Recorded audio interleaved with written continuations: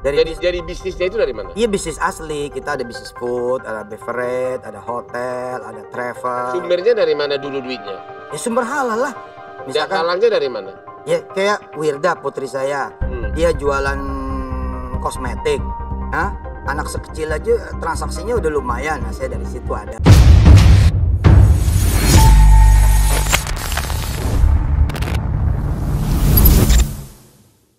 Bismillahirrahmanirrahim. Assalamualaikum warahmatullahi wabarakatuh. Kembali lagi bersama saya Talo Walid.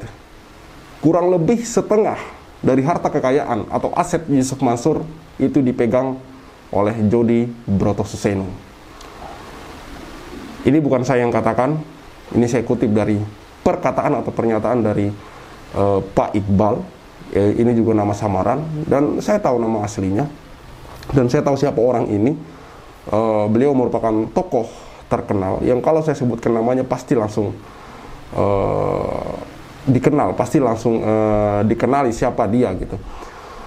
Dia juga bukan orang sembarangan, dia juga tokoh nasional, teman-teman.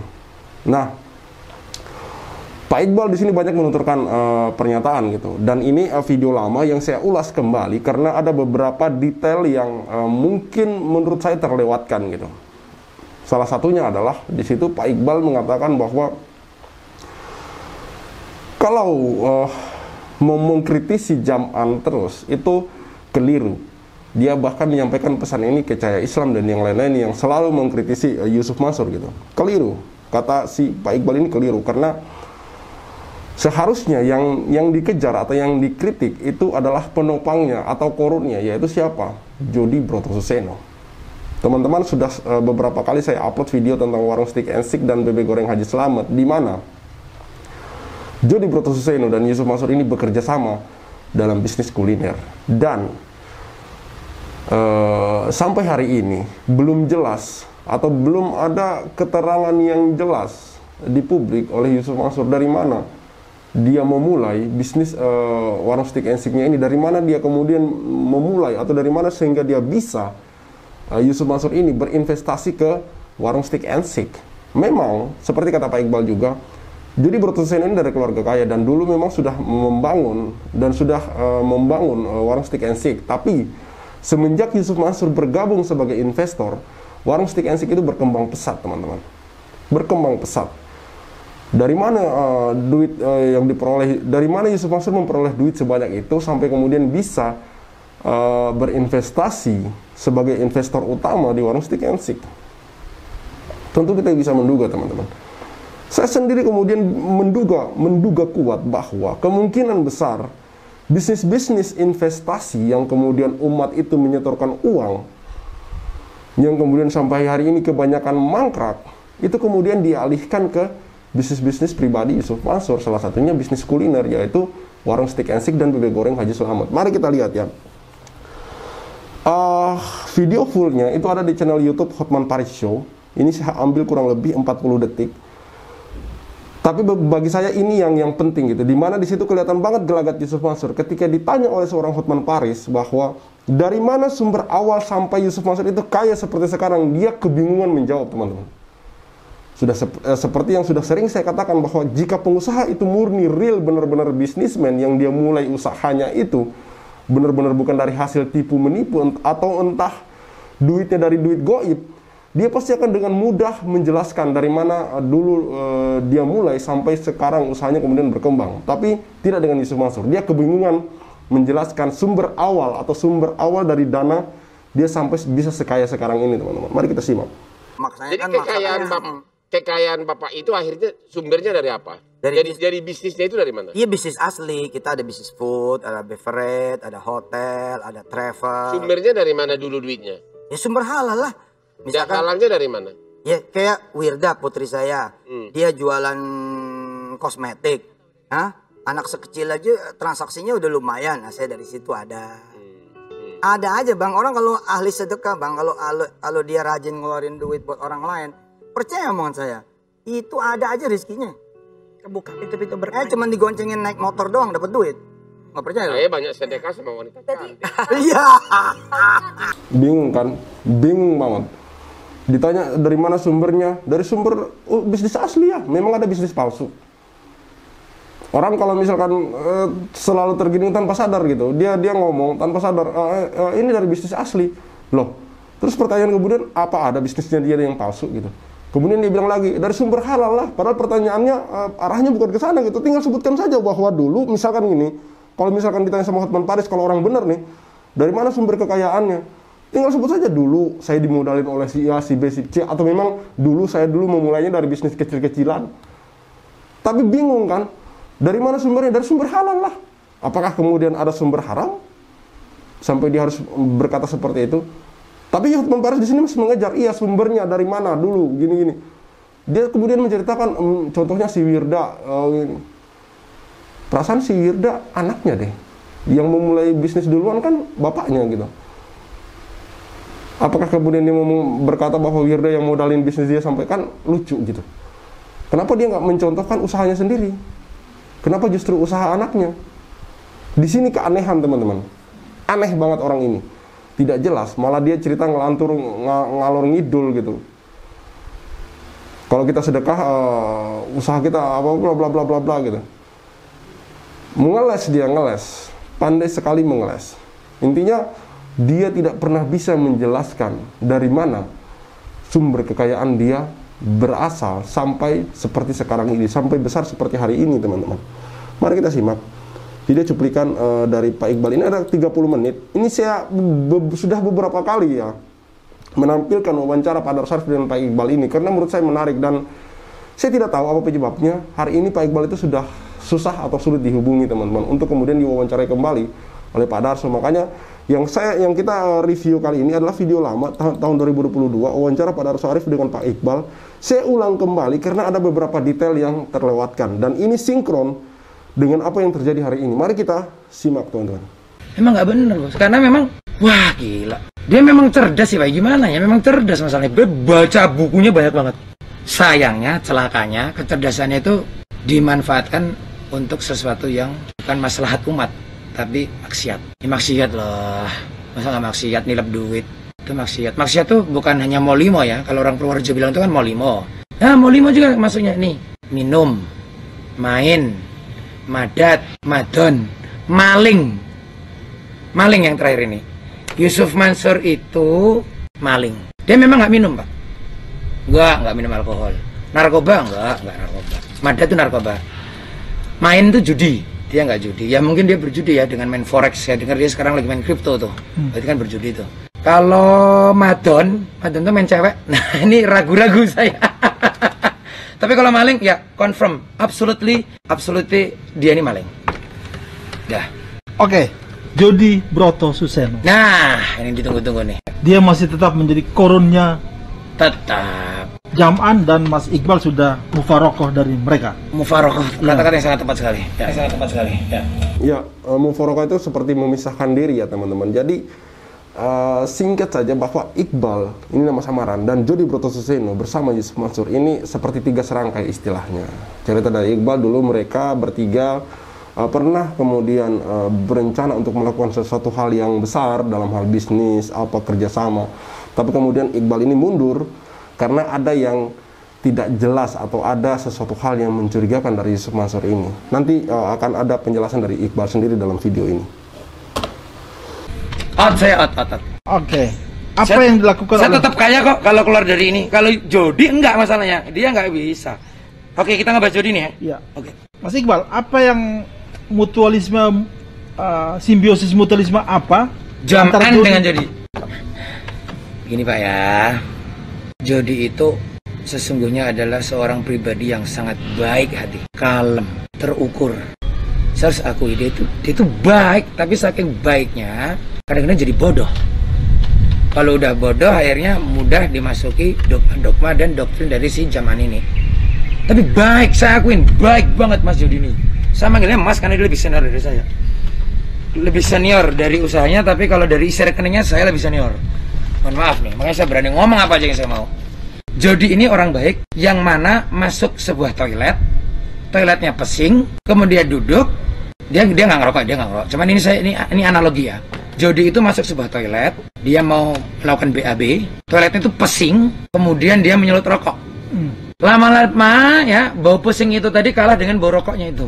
Akhirnya dia juga menikmati tuh berlama-lama di WC yang pesing tadi itu. Kalau saya enggak, ini pesing nih, saya cabut gitu loh. Nah jadi enggak, jadi itu bisa akhirnya terpaksa nggak terpaksa dia bertahan di sini karena ya dia bisa get along tuh beradaptasi dengan pesingnya WC ini, pesingnya si zaman ini, gitu. Jadi ya parah juga sih jadi. Karena ada tali temali persoalan duit. Tali temalinya luar biasa. Tali temalinya seperti apa? Gini Jat, warungmu banyak ya.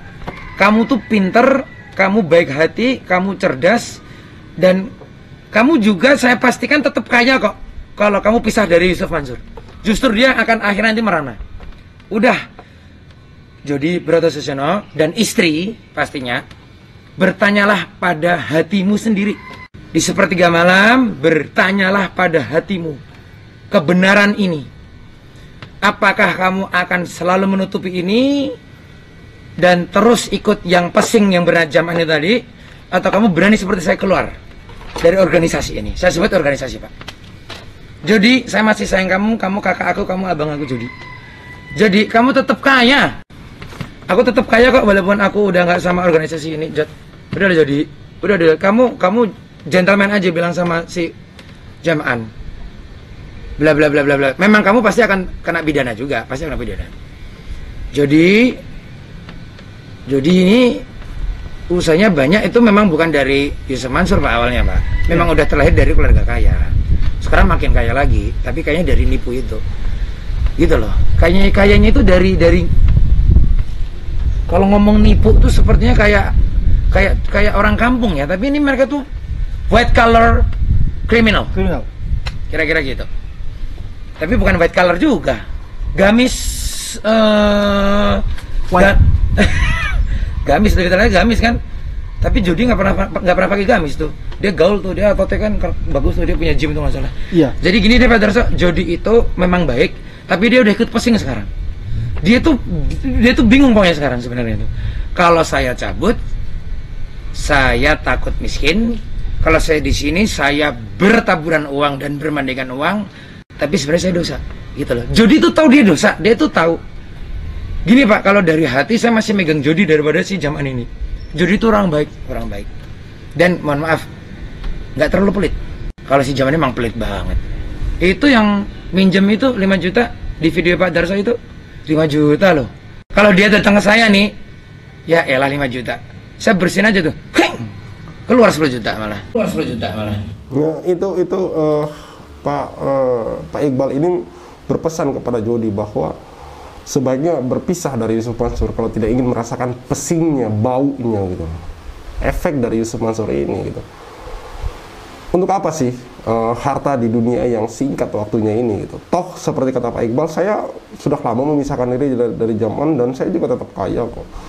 Dan Jody ini memang pengusaha dari awal teman-teman. Memang bisnis dari awal. Warung stick and stick itu memang sudah ada sebelum Yusuf Mansur bergabung di dalam. Namun menurut penuturan Pak Iqbal, setelah Yusuf Mansur masuk sebagai investor utama, warung stick and stick itu perkembangannya pesat sekali.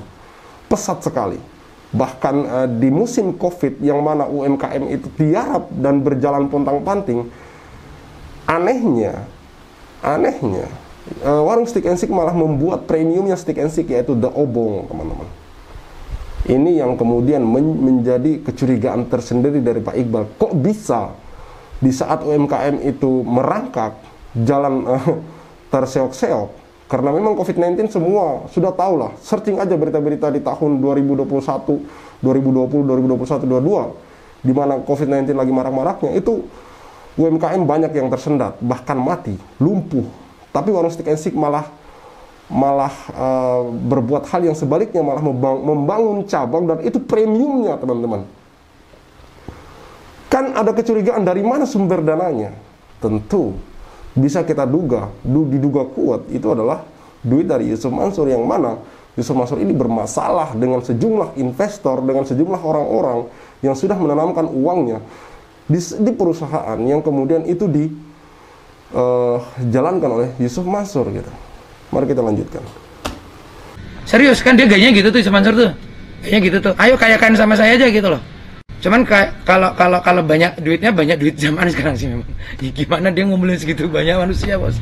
Oke, saya dengar kasus uang 4 miliar yang dibawa Jam'an dari Malaysia yang ditahan oleh pihak imigrasi di Batam. Saya dengar itu akhirnya diamankan oleh Jody. Mas Iqbal pernah dengar nggak cerita itu? Aduh Pak Darso, kok cuma 4 miliar yang diamankan oleh Jody? Masih kurang banyak. Yang diamankan itu bukan hanya 4 miliar yang dari Malaysia, itu bukan.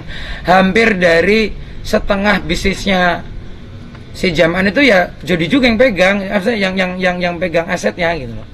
Atau mungkin keseluruhan, saya juga nggak tahu. Tapi gini deh, tadi saya sebutkan di awal kita dialog, Jody itu adalah korunnya Jam'an.